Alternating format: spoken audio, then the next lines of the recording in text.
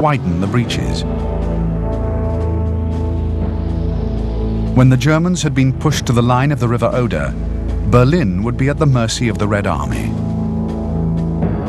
Two great flanking movements, and Hitler's capital would be doomed.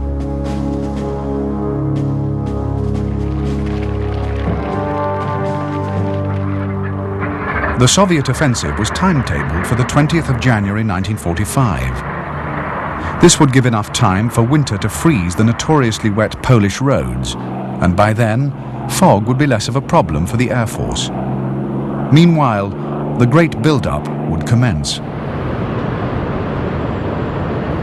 Red Army reserves were increased all along the front, and supplies and equipment stockpiled for the operations to come. In preparation, a great propaganda offensive was begun. The Red Army was to be primed for its sweep into Germany by instilling in its ranks the deepest hatred of the German Wehrmacht and people.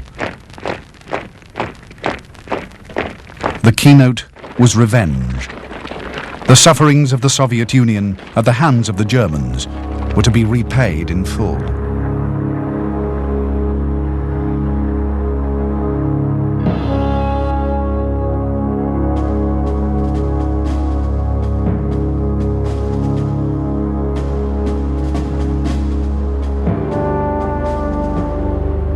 With the Red Army only 300 miles from Berlin, a distance the Russians were capable of advancing in as little as 5 weeks, it was obvious to the German High Command that the plight of the capital was desperate.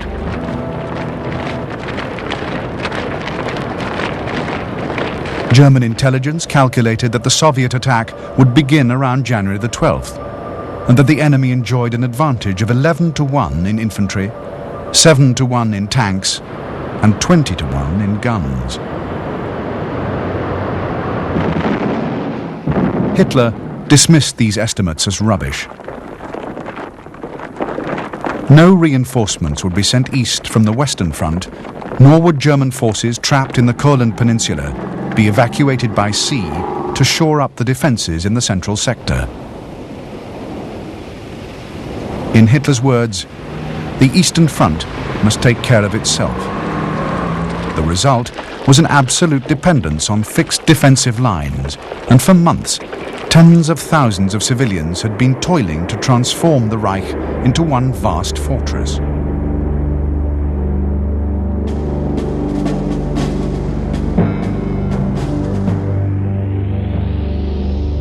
The Reich's system of defences was based on 7 lines, the longest running for almost 400 miles. Each line bristled with anti-tank ditches, gun positions and village forts, and the defensive zone was almost 300 miles in depth. Scattered throughout were heavily fortified towns or Festungen.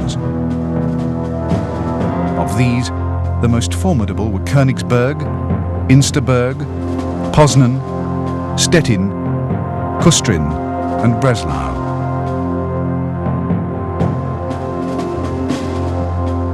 The second layer of the German defence was behind the River Oder in 3 belts 12 to 25 miles deep.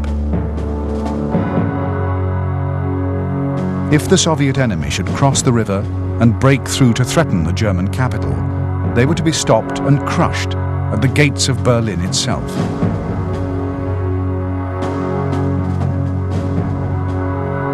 On its perimeter, the city was guarded by its own fortified defence line. Inside were yet more lines, dividing the capital into independent self-defending sectors, many crisscrossed by waterways. Berlin's massive concrete flak towers were also formidable. Their guns could be trained to fire down into the streets.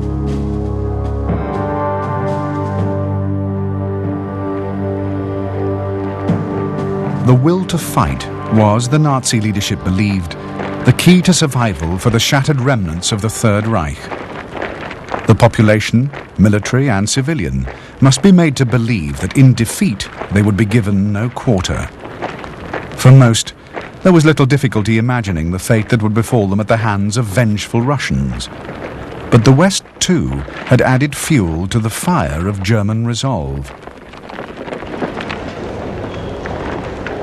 Almost ceaseless bombing of the Reich cities had already left many in ruins, and in the summer of 1944, an Allied plan had been discussed which seemed to promise no mercy for the German people. Germany was to be divided permanently. Huge swathes of territory were to be given to the Soviet Union, Poland, France, and Denmark. All her surviving heavy industry was to be dismantled, and Germany was to be returned to a medieval state of small farmers and a subsistence economy. The plan was supported by Roosevelt, but strongly opposed by Churchill, and was soon dropped. However, for Goebbels, the Nazi propaganda minister, it was priceless material. To the citizens of the Reich, and especially to the inhabitants of its capital, who had suffered so much from Allied bombing, it was yet more proof that the only hope was determined resistance to the very end.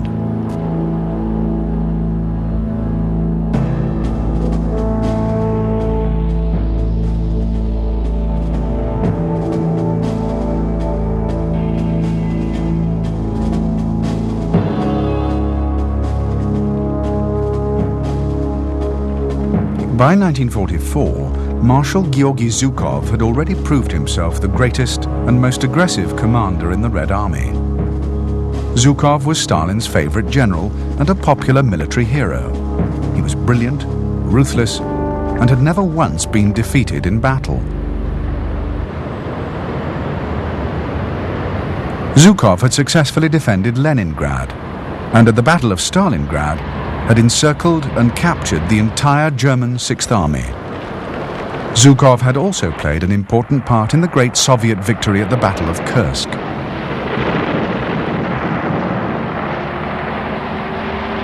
Since August 1942, Zhukov had been Deputy Supreme Commander of all Soviet forces, second only to Stalin.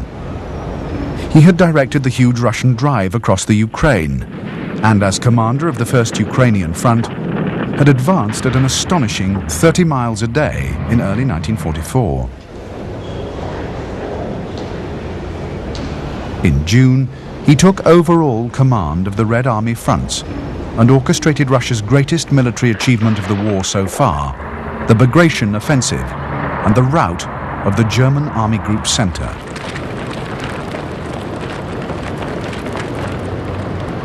Zhukov's very success now threatened to make him an object of suspicion to Stalin, a situation usually attended with fatal consequences. However, as the finest commander in the history of the Red Army, even the Soviet dictator could not afford to move against him, and in November 1944, Stalin let it be understood that Zhukov's forces should be the ones to attack and capture the Nazi capital. Only on the eve of the attack would Zhukov learn that with Stalin, nothing was certain.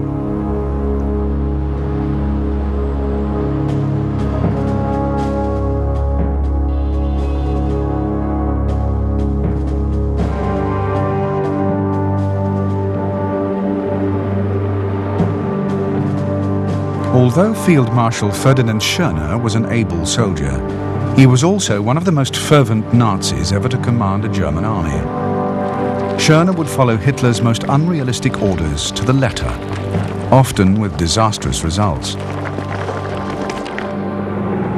Schörner had been made chief of the National Socialist Leadership Corps in early 1944, and in June was in command of Army Group North during the Soviet summer offensive. With his army, Schörner was trapped on the Courland Peninsula, helpless for 6 months, until in January 1945, he was evacuated to command Army Group Center.